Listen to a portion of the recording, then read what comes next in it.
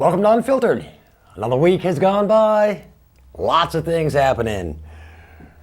I just got to remember what they were.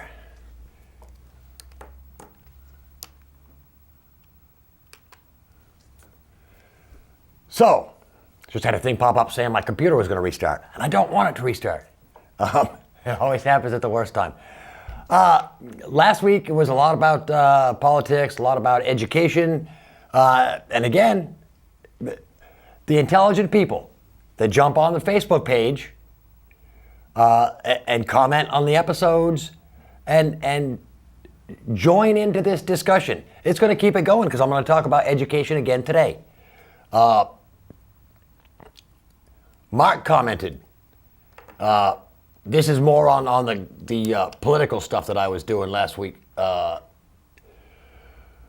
Mark says, Rick, do you really think that the government giving a homeless person $100 or $1,000 is going to save them from being homeless? First of all, Mark, I didn't say the government should give these people money. I said the rich should give these people money.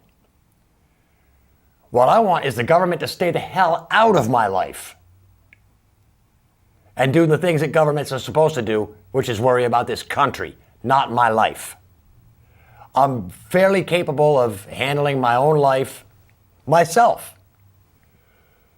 I was taught to look both ways before I cross the road. I don't need some special street crossing helmet.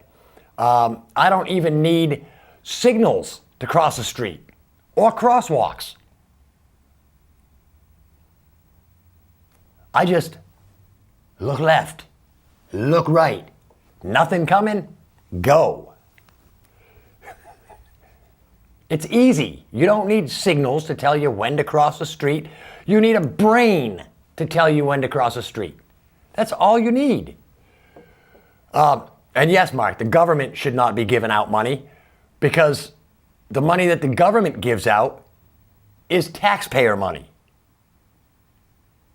Taxpayer money is meant for the greater good, not just the good of a few people. It's for the greater good. It's for roads. It's for bridges. It's for missiles in space to keep our country safe. I don't know. Apparently, that's one of the things. That's the next step is to militarize space, because the majority of communications that happens around the world is done through satellites. And it's been proven, I can't remember what year it was, at some point the Chinese shot down one of its own satellites just to prove that they could do it.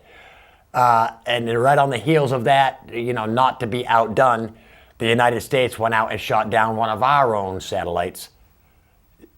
And we told everybody it was because the satellite had gone rogue or something and was getting ready to fall out of the sky, and we didn't want it to fall on anybody. So we blew it up. What we really did was we blew it up to prove to the world that we could blow up satellites from Earth. So people are going to shoot satellites out of the sky. We won't have any communications. We won't have any spy capabilities. It's coming. Just mark my words. All right, back to Mark's comment. Mark says it won't. Giving homeless people won't make a difference.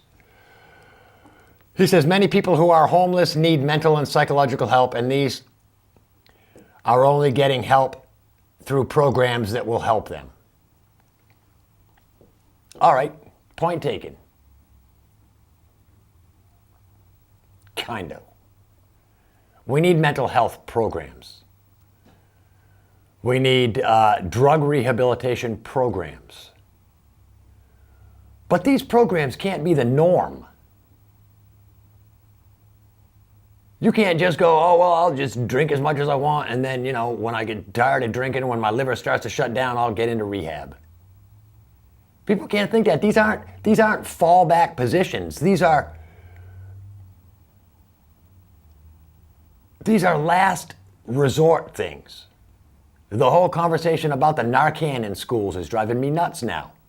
For one thing, I thought schools were in drug-free zones. And I thought the penalty for having drugs in a school zone is mandatory 1 year in prison. And like $1,000 fine or something. Yes, Narcan may be a good drug. Narcan may be a life-saving drug. But what it comes down to, people, is personal responsibility. If you're going to choose to try heroin for the first time, guess what? You might die. If you don't, yippee! You didn't die. This time. It is a choice, even for addicts. And nobody's going to tell me about addiction, because I'm probably the most addictive personality you could ever find in your life. I'm addicted to everything. I smoke cigarettes. Guess what? I know they're going to kill me. Probably, if something else doesn't kill me first. Like the drinking water, for instance. So I smoke cigarettes. Yes, I've been known to dabble a little bit in left-handed tobacco as well. Recreationally, of course. Sometimes medicinally. It helps smooth the aches and pains. But generally, recreation. Because I enjoy smoking pot. I drive a lot. People that know me know I'm on the go all the time. Driving is one of my, I call it a freedom. In reality, it's an addiction. The thing is, I've replaced one addiction, my addiction to alcohol, which is the worst thing for me because, not because it can kill me or anything, but because I act stupid when I get drunk. And I don't know when to stop. I'm addicted to alcohol, yes. So what do? I stay away from alcohol. It's a choice, people. It's a conscious choice. And yes, it's hard. Because while I prefer, to fire up a little joint, a lot of my friends still prefer the old-fashioned liquid in glass enjoyment. And when all my friends are around drinking and offering me drinks, it's hard. I don't call AA. I don't call somebody and say, hey man, I'm struggling to make this decision as to whether I should drink or not drink. I have to make that decision. Nobody can make that decision for me. It's the same thing with heroin addicts. You can't just go, okay, this guy's an addict, we're going to get him help. Because guess what? It's not going to stick. The help is not going to stick until he's ready to get help. And until he's ready, or she is ready to make the conscious choice not to do what they've been doing. I see Narcan as a license. Now let me remind you, this show, Unfiltered, is my opinions. You want your opinions to be heard? It's easy. Come down here and make a TV show. Your opinions will be heard. Or you can jump on Facebook and do it that way, and I'll read your comments. Like Mark. Mark comments a lot. He's an intelligent guy. He works in the education system, which, maybe that brings him down a little bit more. I don't know. But I think generally Mark is a pretty intelligent guy and knows what he's talking about. Yes, the programs are underfunded by the government, Mark. The programs that are needed most are underfunded by the government. Why? Because we're spending too much money overseas trying to teach everybody how they can be just like us and why they should be just like us. We're not setting a very good example for people. That's all I can say. What else does Mark say? These programs need to be given the money to pay counselors to teach and help these people. A lot of that could be accomplished right in our school systems. Every time I drive by one of the panhandlers in Keene, part of me wants to help them. Yeah, me too.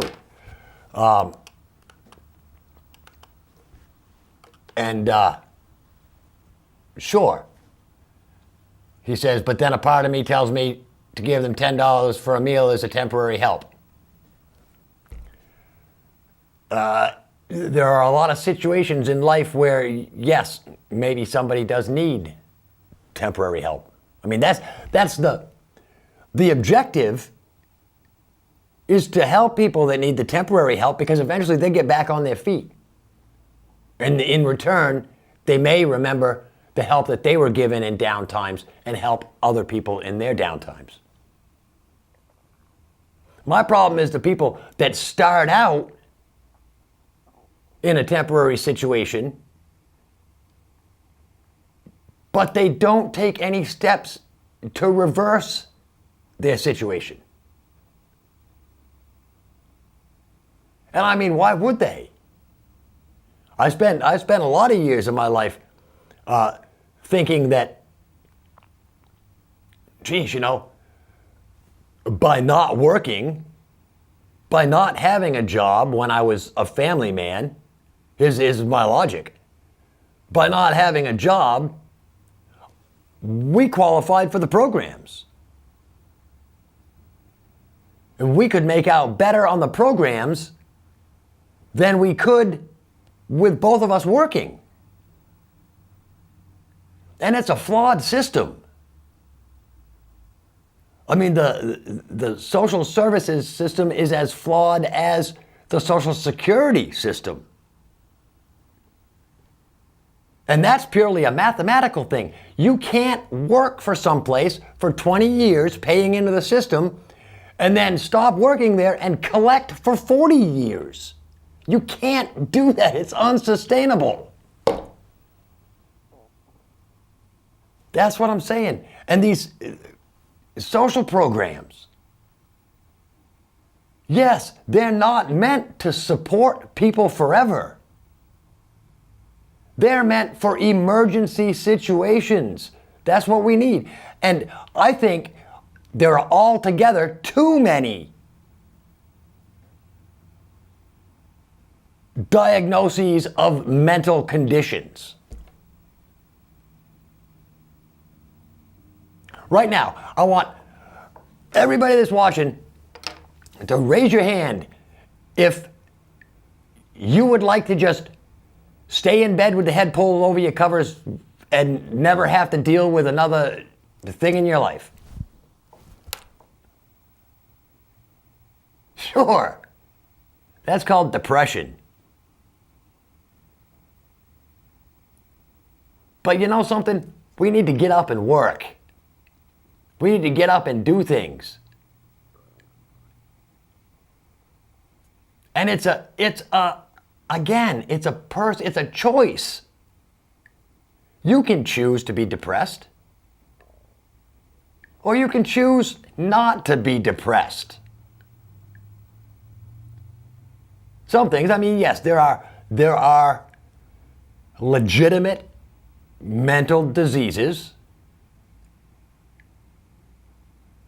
I'm not sure if ADHD is one of them, or if that's just, you know, called being a kid. Back when I was growing up, it was just being a kid. Oh, he's hyper. He can't sit still in class. He's hyper. He's on pills. You know, he's got to take a pill every day because, and that was what we called it. We called it hyper. You were hyper. These kids that were just a little bit on edge all the time. Some people call them high-strung. In upper circles, they call them high-strung. You know, but you can't make that a disease and I mean, half of this stuff is excuses. You know, it blew my mind when somebody told me, I collect Social Security because I'm an alcoholic and I drink and I can't go to work. I said, where do I sign up? Oh, what a wonderful thing to get paid to lay around the house and drink all day. I could be good at that.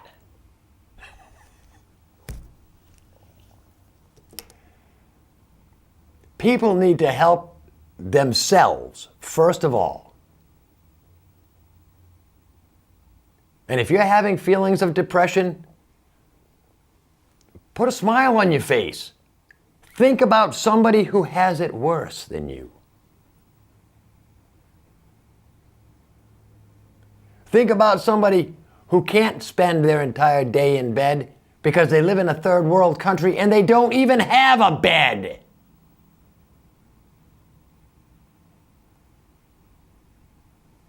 These people don't sit down and cry in these third world countries when things go bad. They stand up and they try and dig themselves out of whatever crap hole they're in. That's called life. That's called intestinal fortitude. To pick yourself up, dust yourself off, and move on. Learn from your mistakes. And you're the only one that controls your feelings.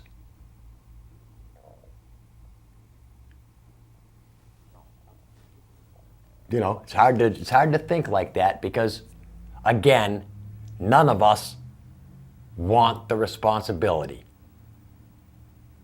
So when we're feeling depressed, it's not my fault I feel depressed, it's everything around me. Oh, my boss is on me all the time and this and that. Well, why is the boss on you all the time? Oh, I don't know. I don't really do anything. Well, that could be the problem. Maybe it's because you don't do anything, so the boss rides you a little bit. But you can't blame the boss for your problems. All right. Anyway, and the panhandlers, yeah. I don't know. Then again, if there were honest to goodness social programs,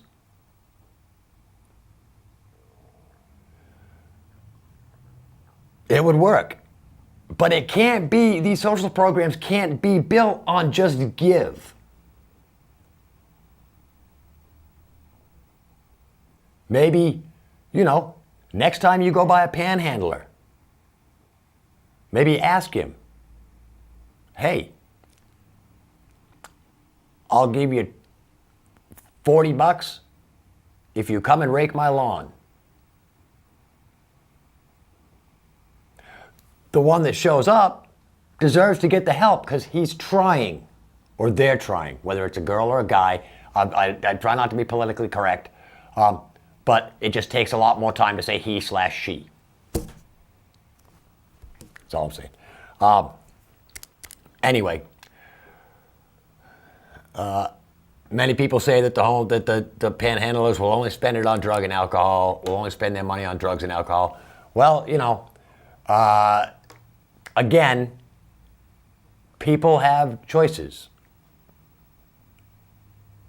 A homeless person could take you $10 and turn it into $1 million. How many times do you hear these immigrant stories? I came to this country with $10 in my pocket and I've built an empire.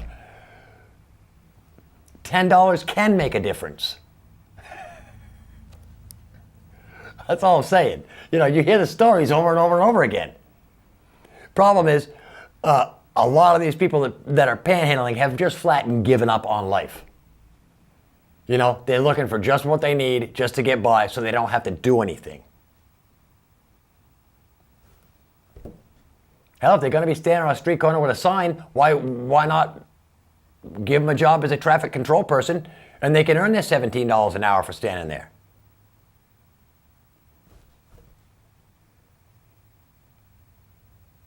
And people wouldn't feel awkward when they drive by them. Yes, I feel awkward when I drive by somebody that's homeless, holding a sign, saying they're down on their luck. It makes me feel horrible. Because I've been there. I know what it's like.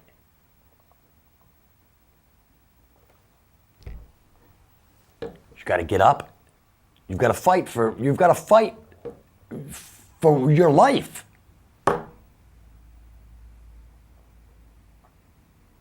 I mean, you have to look at your life like this is a life life or death situation. Every situation is a life or death when it comes to your own life. You know? Choices. You make the right choices. You make choices that will help you, not choices that will hurt you. And that'll make all the difference in the world. I'm going to get into something else, but I'm going to...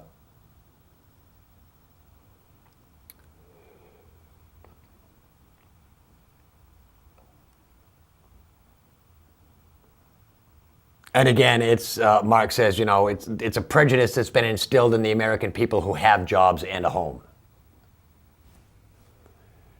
That these panhandlers will just spend the money on drugs and alcohol. Again, in a lot of cases, it's true, they would. Steve commented on last week's show, just an FYI, unrehearsed. Good stuff, keep it up. That's right, this is unrehearsed, just like it says in the title. Jeff says he's a moderate, but he leans a bit conservative. The issues that liberals have with charity over government intervention is that most wealthy people are not in the habit of sharing. That's right, and that's the habit we have to break. It's called greed. The fact that they think they're better because they have more. And the more they have, the better they are.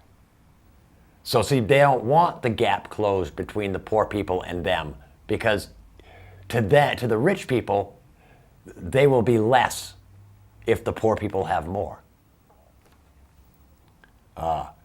Those with wealth work hard to keep it and share as little as possible, even with their workers, unless they're forced to do so.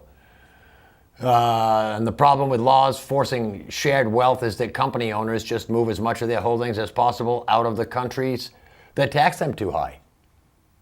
Well, guess what? If a company wants to move out of the United States because we tax them too high, their products are not welcome in the United States. See how easy that is?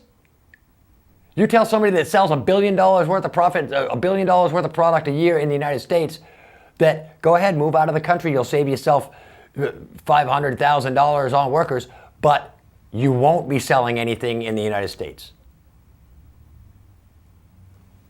Problem solved. It's that simple. Sure, you're going to piss some people off. But what are they going to do? They're going to follow the laws. Wow, time's flying by today. Holy smokes. Anyway, those were those. God, I want to go there. Come on. That's where we wanted to go ahead. Another comment from Mark on the actual Unfiltered page. He wants to know what my opinion of the movement, what my opinion is to the movement in Keene to let school kids sleep in later and have a later start date. 4 minutes, Mark. We may not get to any interesting facts today because I'm going to try and get through this issue because this is something that I believe strongly in. Okay. I don't think it's a good idea to start kids later. Or maybe I do think it's a good idea to start kids later. My point is, in school, especially when kids get to a high school age, we are getting them ready for the real world. Well, guess what, folks? The real world doesn't operate between 7:15 and 2:15. The real world operates long before and long after the school day. It's my feeling that kids should go to school from, and let me just toss out numbers. I know this is later, Mark, but I'm going to say, I'll say 8 o'clock to 5 o'clock. Because guess what? That's a normal business day. 5 days a week, and let's not say 52 weeks a year, but let's say 48 weeks a year. have a 2-week period in the summer when they don't go, a 2-week period in the winter when they don't go, when they're on vacations.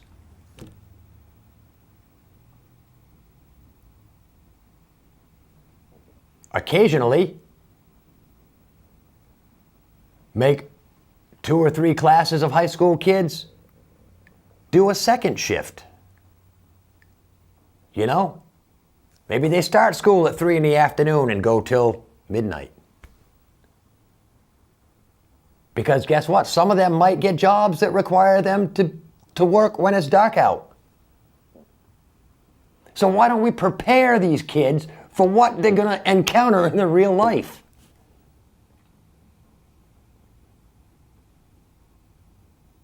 A kid, I mean, the only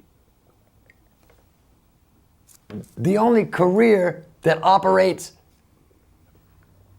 on the school hours are education careers, for the most part. And even then, a teacher's day doesn't end at 2:15 when the student's day ends.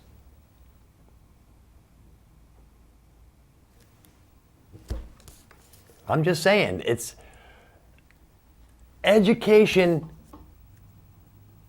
I think, should be focused on getting our kids ready to take that step on their own.